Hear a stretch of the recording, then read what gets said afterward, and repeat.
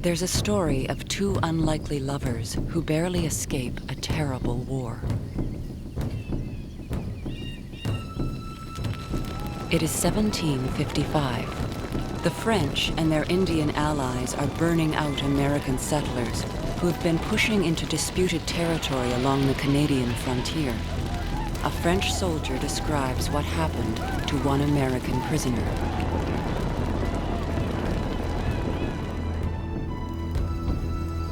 The Indians had burned an entire settlement of 55 families.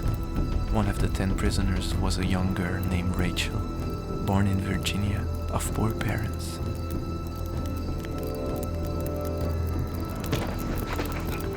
Rachel was made to run the gauntlet by the Indians when she reached the fort and almost lost an eye from the blow she suffered. For the Indians, this was a merciless war for survival, but they let Rachel live. It took her a month to recover. As she was lovely and sweet, she won without effort the heart of a Canadian who wished to make her his wife. The Indians answered, "We scorn the Frenchman who was cowardly enough to ally with his enemy." The American girl and her Canadian lover could be killed if they remained here. So the French disguise them and send them on a desperate journey to Louisiana, 1,000 miles away. Bonne chance et courage. Their chances of survival are minimal. But the story ends with these unexpected words. 3 months later, news came of their safe arrival at New Orleans. Two escape the war about to engulf the continent, but thousands of others won't.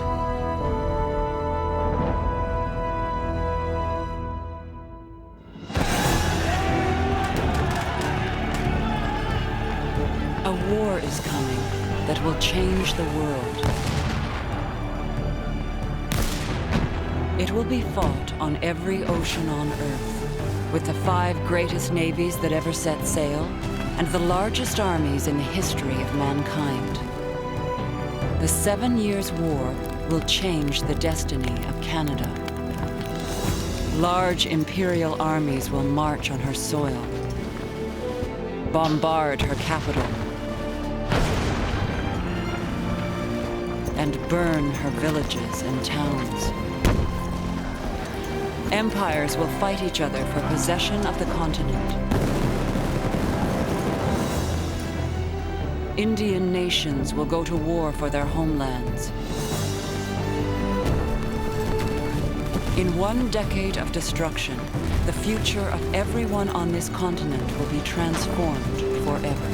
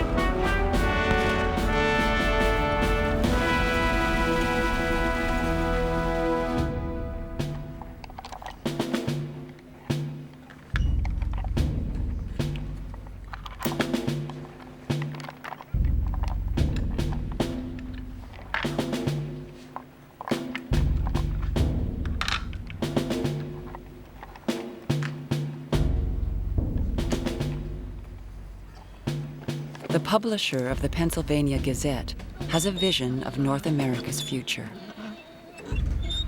1 language, 1 religion, 1 nation, English and Protestant.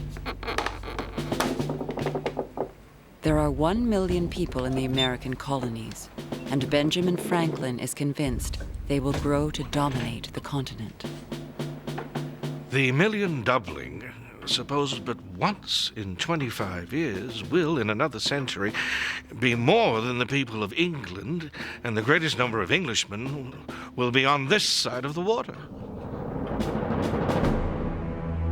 British America is a ribbon of 14 prosperous colonies stretching from Halifax to Savannah. Its cities are thriving, its population steadily growing. There is only one direction to expand, over the mountains into the Indian homelands and the land claimed by the French as Canada. Thousands of settlers are streaming into the richest part of the interior, the Ohio Valley. Anger is spreading among the Indian nations. We have great reason to believe you intend to drive us away and settle the country. Or else why do you come and fight in the land God has given us?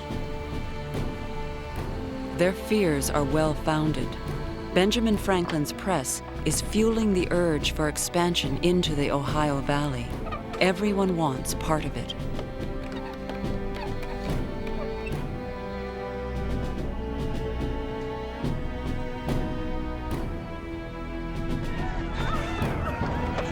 But in the summer of 1755, the American push is crushed by the Indians and the French.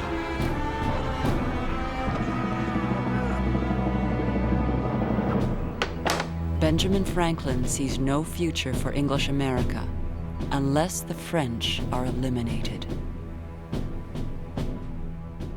The French will set the Indians to harass our frontiers, kill and scalp our people, and drive in the advanced settlers. And so, preventing our obtaining more subsistence by cultivating new lands, they discourage our marriages and keep our people from increasing. Thus, if the expression may be allowed, killing thousands of our children before they are born.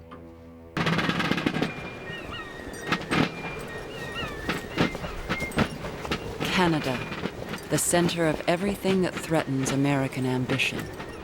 Just 65,000 people, but they control the interior through a vast system of Indian alliances.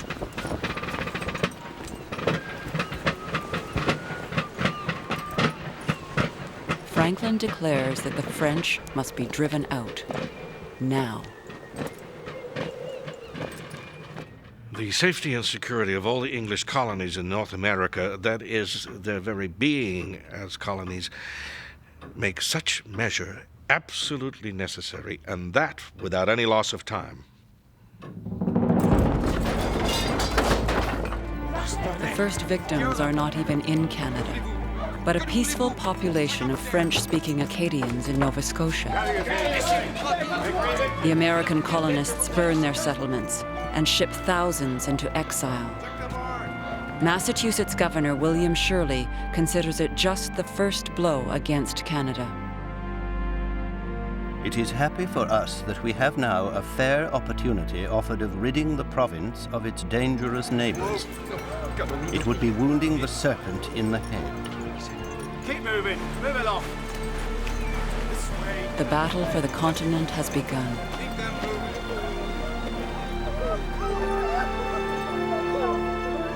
Acadia is burning.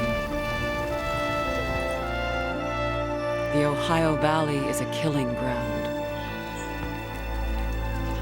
But a greater war is brewing across the ocean. A war that will consume empires. A war that will settle the fate of North America.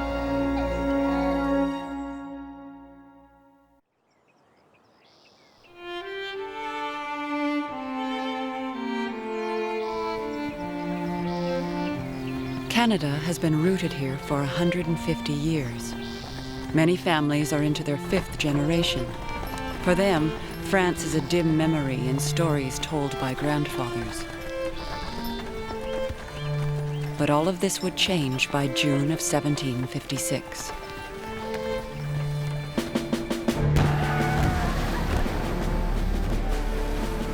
Europe erupts into war. France and Britain will fight for world dominance in the farthest reaches of their empires.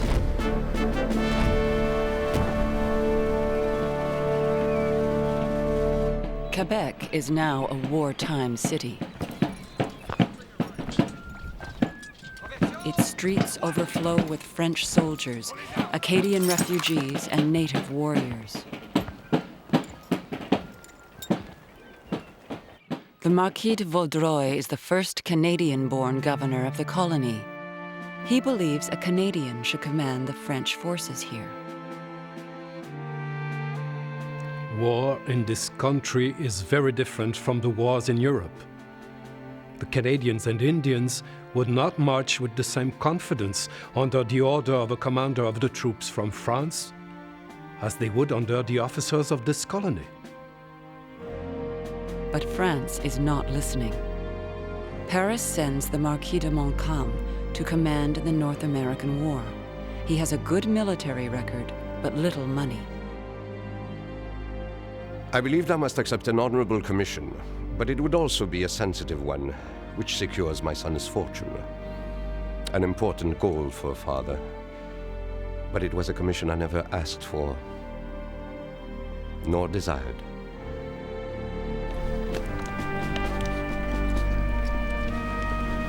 The governor and the general quickly come to detest each other. Montcalm loses no time in showing his opinion of most Canadian officers. Langy, excellent. Marin, brave, but stupid. The rest are not worth mentioning. Monsieur de Montcalm is so quick-tempered that he goes to the length of striking the Canadians. How can he restrain his officers when he cannot restrain himself? Vaudreuil and Montcalm will never agree on how to conduct the war. The Canadians fight Indian style, moving in quick, aggressive raids. In one attack, Vaudreuil sends 300 raiders against the community of German flats in the Mohawk Valley. They kill 50 settlers, take 32 scalps, and 150 women and children as prisoners.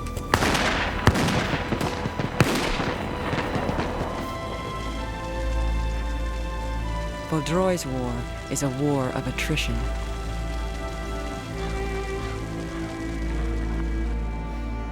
It is no longer the time when a few scalps or the burning of a few houses is any advantage or even an object.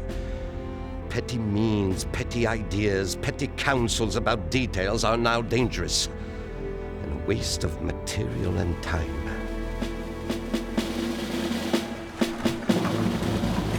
Instead, Montcalm brings European tactics into the wilderness, moving massive siege guns to attack the enemy's strongholds head-on. In 1 year, he has 2 stunning victories. He devastates the British at Fort Oswego. Then he moves south and captures Fort William Henry. In North America, the British are losing forts. But in Europe, the British are losing entire armies. France is winning the war.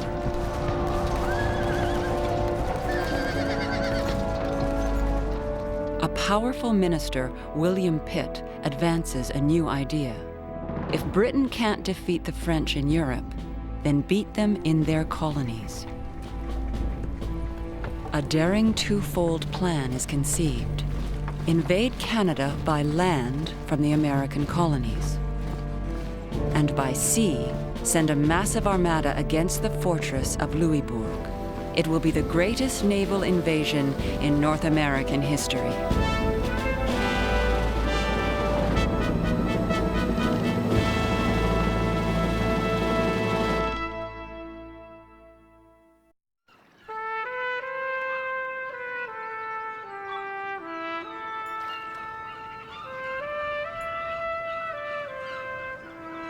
On the remote Atlantic coast, the fortress of Louisbourg guards the gateway to Canada.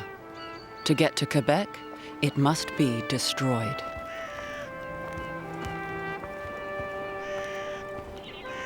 The invasion of Canada begins here at Louisbourg.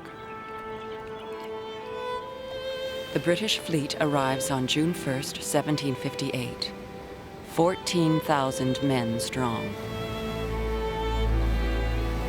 One of them, a 31-year-old brigadier obsessed with glory. Days before the war was declared, he wrote to his mother. All notions of peace are now at an end. We must, however, hope that fortune will favor us, since we do our best to deserve her smiles. Your obedient and affectionate son, James Wolfe.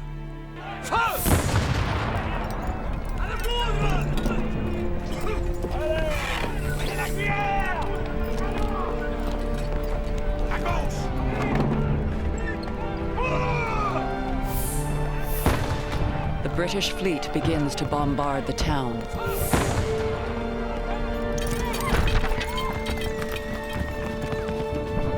Louisbourg's governor is Augustin de Drucour. He knows the situation is hopeless, but if he can hold out through the summer, it will be too late for the British to move on to Quebec this year. It is a costly strategy. It seems that their intention is not only to seriously breach the walls, but above all to kill the residents and to burn the town.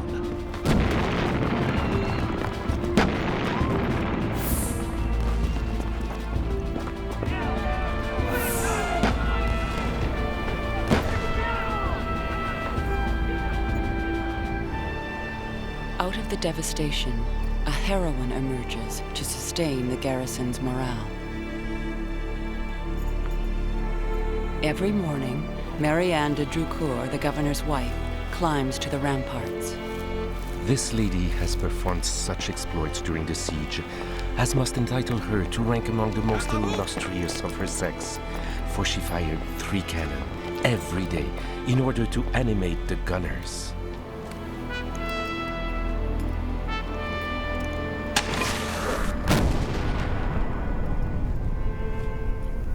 Marianne de Drucour even acquires a nom de guerre. She is called La Bombardière.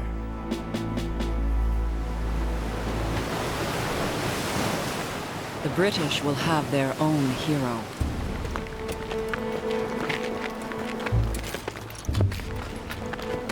James Wolfe leads a reckless assault to get the first British troops ashore.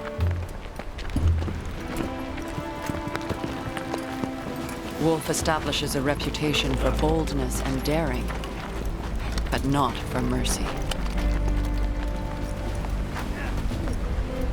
Governor Drucour asks for help for Louisbourg's wounded. When the French are in a scrape, they are ready to cry out on behalf of the human species. When fortune favors them, none more bloody, more inhuman. Montcalm has changed the very nature of war and has forced us, in some measure, to a deterring and dreadful vengeance. After 2 months of bombardment, Drucour surrenders. He has delayed the British assault on Quebec for now.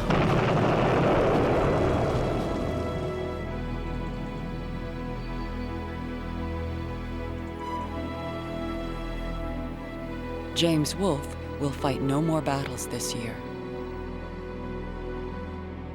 But 1,000 miles away, Montcalm's battles are just beginning. 16,000 British troops are moving north on Lake Champlain, heading toward Fort Carillon. Montcalm is outnumbered 4-1. I have to deal with a formidable army. Nevertheless, I don't despair. My troops are excellent. From the enemy's movements, I can see that he wavers. If, thanks to his slowness, he gives me time to establish myself, I shall beat them. Montcalm's confidence is well-founded. As the British begin their assault, French muskets pin them down under withering fire. David Perry, a 17-year-old militiaman from Massachusetts, sees the invasion of Canada crumble around him. It happened that I got behind a white oak. I lay there some time. A man could not stand erect without being hit, any more than he could stand in a shower without having rain fall upon him.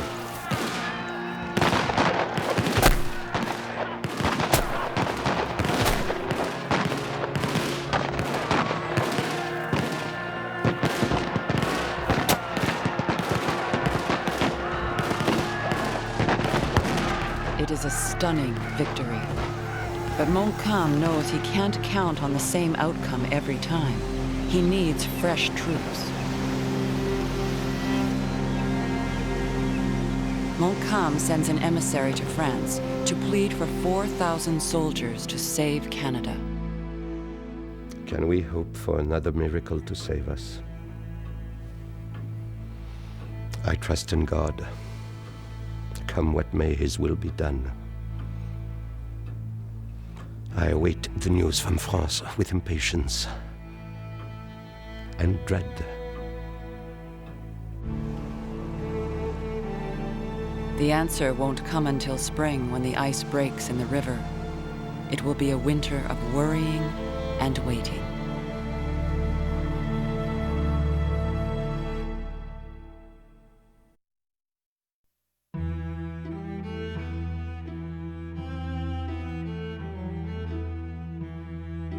At Versailles, the affairs of powerful men are swayed by Madame de Pompadour. She is the king's mistress. In a court divided by intrigues and plots, she is an important ally for Montcalm's emissary, Louis-Antoine de Bougainville.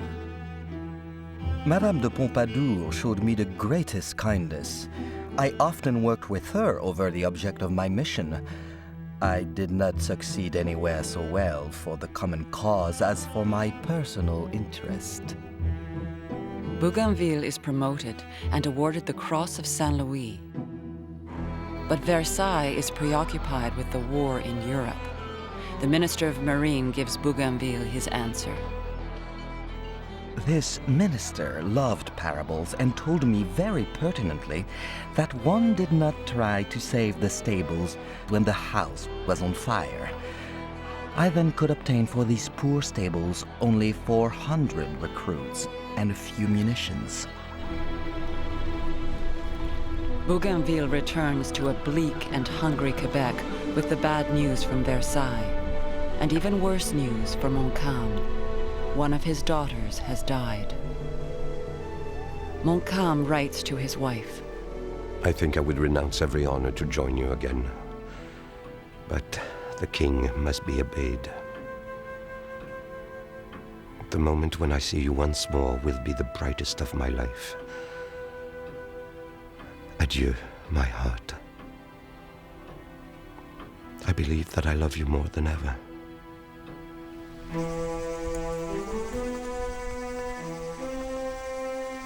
The time for private thoughts is over. Everyone knows that this year the British will come to Quebec. From every parish in the colony, Canadians converge to defend the city. Fathers and sons, old men, and boys as young as 12.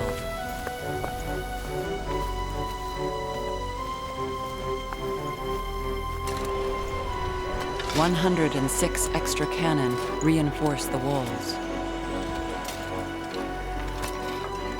To the east of Quebec, where Montcalm believes an enemy landing is most likely, a vast network of trenches and redoubts is dug, stretching for 10 miles.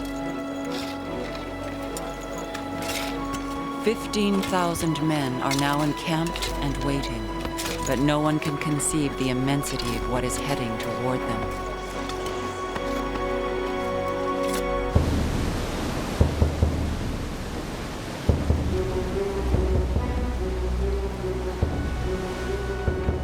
"22 ships of the line, 27 frigates and sloops of war, 80 transports, more than 200 ships in all, 1/4 of the British Navy."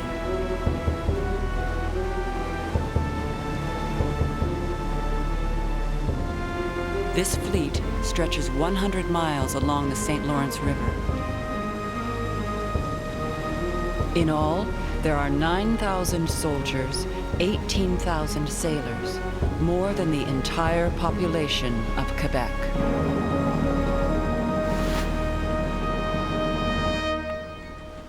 But the commander of this invasion force has more the air of an invalid than a warrior. Chronically seasick, suffering from rheumatism and tuberculosis. James Wolfe, now General James Wolfe, is a dying man. He seeks comfort from a favorite poem, and he marks one passage. The boast of heraldry, the pomp of power, and all that beauty, all that wealth e'er gave, awaits alike the inevitable hour. The paths of glory lead but to the grave.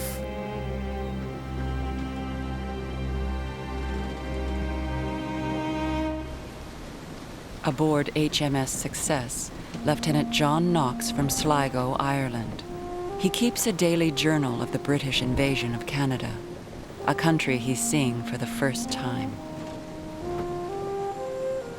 We have settlements now on each side of us. The land uncommonly high above the level of the river. And we see large signal fires everywhere before us. The country people on the south shore are removing their effects in carts and conducting them under the escort of armed men to a greater distance.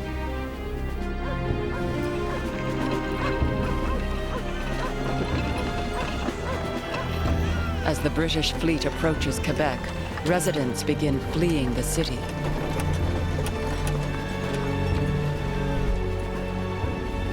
Many head for the General Hospital outside the city's walls, where Marie de la Visitation copes as best she can. Since our house was beyond the range of the enemy artillery fire, the unfortunate people of the town did not hesitate to seek refuge here. All the outbuildings were full. The servants' quarters, the barn, the stable, even the attic was full. The British fleet anchors off the city on June 26th. But Quebec has a surprise in store.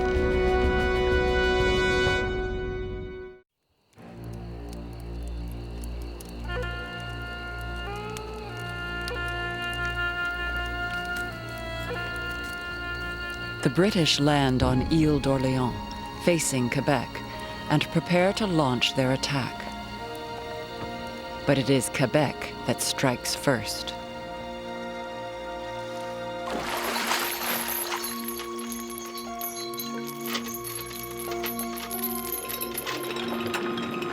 "80 ships and rafts have been chained together and loaded with explosives. Then they are released in the current to float downriver and blow up the anchored British fleet.